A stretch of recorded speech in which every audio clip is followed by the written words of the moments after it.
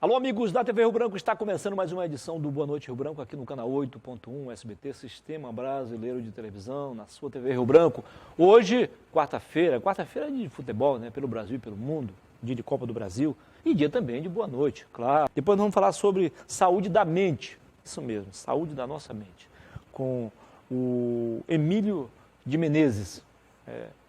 Ele já fez alguns cursos, vai fazer outro em São Paulo, depois outro em Minas, para se aprimorar ainda mais sobre terapia holística. Ele vai explicar em detalhes sobre isso e a importância para a nossa vida. Depois eu converso sobre saúde do nosso corpo com o Dr. Atos Muniz Brana, é da família também. Tá?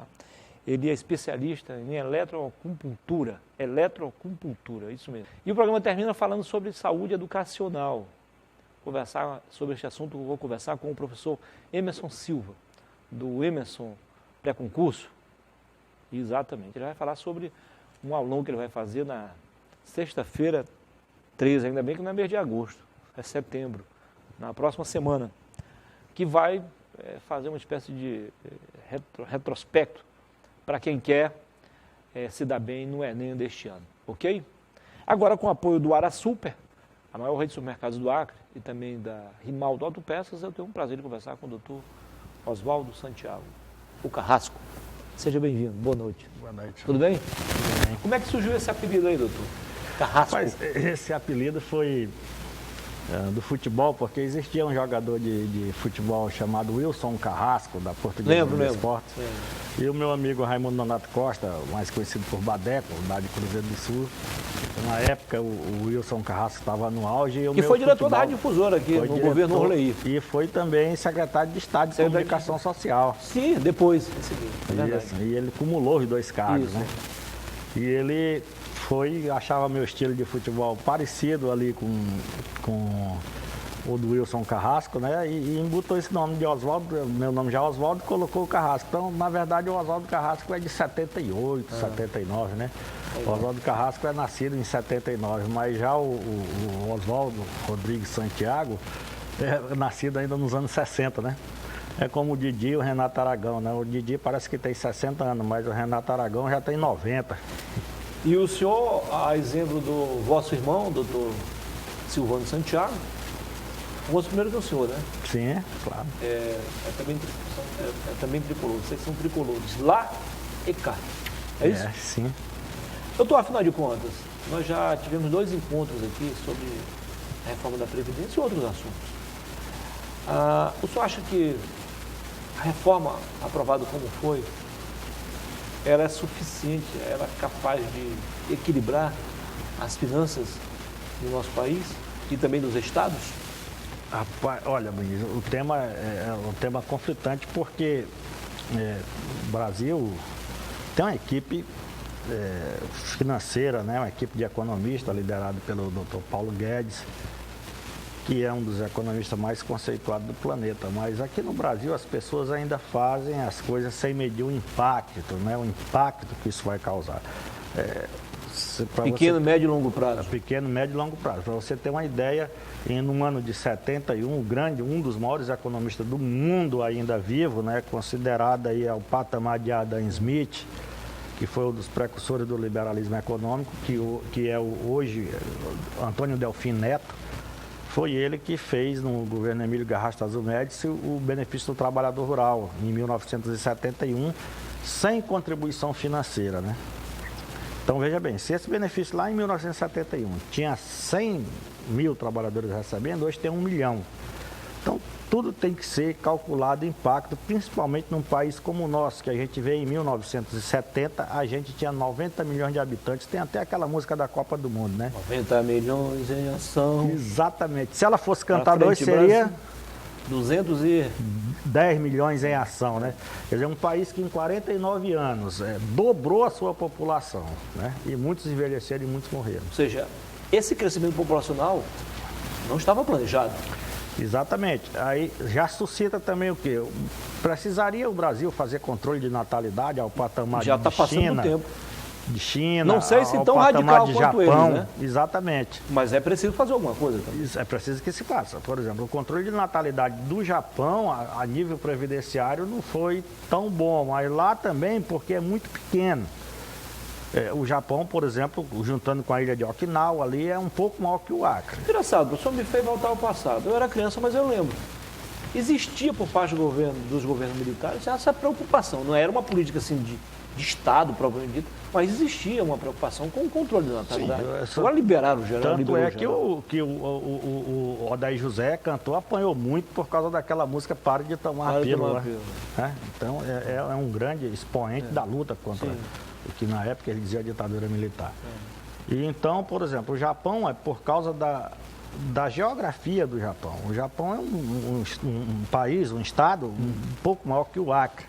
E ali tem 110 milhões de japoneses. Você imaginou morar daqui para Cruzeiro do Sul, 5 milhões de pessoas, 20 milhões de pessoas, 50 milhões de pessoas, 100 milhões de pessoas? Não existia mais nada. Se hoje, com essa população que a gente tem, o Rio Acre já está do jeito que está. Mas o Japão é por causa disso. E hoje eles também estão sofrendo a consequência deles terem realmente estabilizado a economia, ter entrado com os índices de desenvolvimento humano recomendados pela ONU, e as pessoas envelheceram. É um país idoso. É um país idoso, perde força de trabalho, e aí é onde entra. As pessoas vão precisar de aposentadoria quando ficarem mais velhos, porque é na velhice que aparecem as doenças, a doença própria daquela ocasião ali, que é o diabetes, o colesterol, os ossos, a desmineralização dos ossos e tudo mais. E é aí onde você vai precisar do apoio da máquina pública, que é quem deve abarcar a população. Porque até hoje não inventaram nada na face da Terra, Muniz, para gerir os destinos da humanidade que não seja uma forma de governo.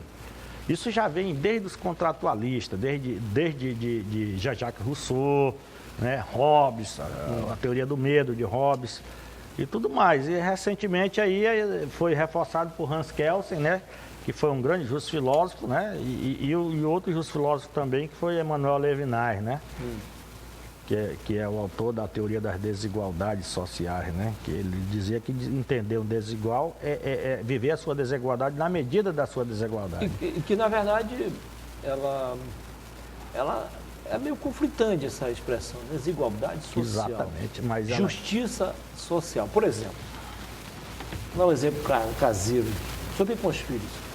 3. 3 filhos. Já maiores? Tem um de 12 anos ainda. Mas digamos que já fossem todos maiores. Frequentavam a mesma escola? Comia na mesma mesa? Bebiam a mesma bebida? Respiravam o mesmo ar? Certo? O senhor garante que daqui a 20 anos eles estarão no mesmo patamar do ponto de vista econômico e financeiro? É justamente isso aí. O senhor deu os meios, não foi? Sim. E aí? Agora, quem te garante que daqui 10 anos ou 15 anos não vai ter uma outra reforma?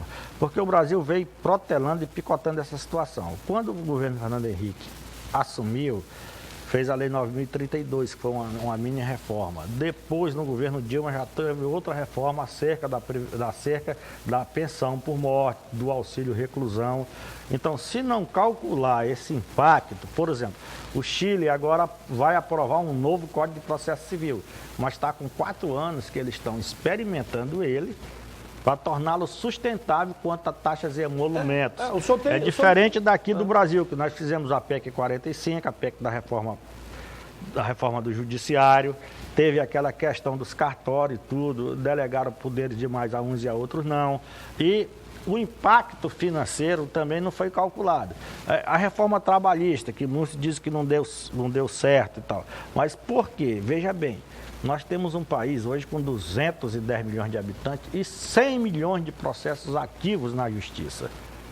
100 milhões? 100 milhões. Então, vamos dizer aqui, nós temos em torno de 150 mil juízes. Você divide 150 mil, que é um número alto, por 6 milhões, vai dar aí na faixa, se eu não me engano, 6 mil processos para cada juiz. Se você trocar por ano, 10 anos dá 3.665 dias. Então são 6 anos, são 20 anos que um juiz deveria passar julgando processos, todos eles, sem julgar nenhum processo novo que ingressasse ao judiciário, para poder o governo, que é quem tem a obrigação de fazer e o dever da jurisdição, é o Estado, para poder o Estado dar resposta à sociedade. Agora, veja bem, muitos desses processos não deveria estar sendo ajuizados, porque às vezes os advogados, as pessoas podem... Porque o acesso à justiça é livre. Qualquer um, o próprio Código de Processo Civil, se não me engano, no artigo 70, diz que o acesso... Mas não tão livre assim, né? Você pode pedir o que quiser, só tem um que dá, que é o juiz. Se ele der, ele vai dizer por que deu, e se ele não der, ele vai dizer por que não deu. Embasado em quê? Em um ordenamento jurídico. Né? E que, no meu entender, por exemplo, a classe política está desfazendo do que seja isso aí. Por quê? Porque nenhum país do mundo deve ser governado com estatuto de partido. Ele tem que ser governado com o movimento da lei e da ordem e constitucional, que é a pirâmide de Kelsen. A Constituição é a mãe de todas as leis. A Constituição Federal, ela está acima, ela está no topo. Então, todos estão sujeitos à lei, seja o governador do estado, seja o presidente da Câmara, seja o Marcelo, que era o maior... Tem que ser com espírito republicano. Espírito republicano. Isso sim, você pode olhar aí no Dr. Google falado, que os 7 países hoje que estão bem, entrando 8 os emergentes, nenhum lá é governado de esquerda ou de direita. A própria China saiu do regime comunista. Para poder do regime fazer não, da ditadura comunista, que é a pior ditadura que o ser humano pode viver ou existir na face da terra, a ditadura comunista. Doutor, o senhor voltará em breve aqui para a gente dar sequência a esse assunto, sim, que está ainda deixando muita gente incomodada, né? Só lembrando que depois da implantação, da promulgação da Constituição Cidadã, 5 de outubro de 88, todos os presidentes que passaram por lá, menos os que não tiveram tempo, fizeram alguma coisa de nociva ao povo brasileiro. A FHC criou o tal de fator previdenciário, o Lula aumentou mais 5 anos, a Dilma ferrou os aposentados e os pensionistas, e agora o Bolsonaro, querendo ou não, tem que fazer a reforma. Sim. É boa ou ruim, não sei, mas é que foi possível. E foi ele que inventou, foi ele que mandou. O Congresso fez porque tinha um presidente que mandou. Os outros não fizeram, ou por covardia, ou por incompetência, por indecência, não tinha moral, então, com o Congresso. Olha, eu queria só te lembrar uma coisa. Na Constituição de 88, quando da promulgação dela, já existia 20 emendas constitucionais prontinhas para ser dada entrada no Congresso. Antes dela ser aprovada, antes do doutor Ulisses Guimarães Lela e dizer o preâmbulo ela mesmo já previa a revisão constitucional depois de 5 anos, né? Exato. É esquisito. Então, para você ver. Muito obrigado mais uma vez. A presença é sempre bem-vinda aqui, tá? Esclarecedora. Legal. Depois de falarmos sobre a saúde jurídica, vamos falar em 2 minutos sobre a saúde da mente. Eu vou conversar com o terapeuta holístico, o Emílio de Menezes. Até já.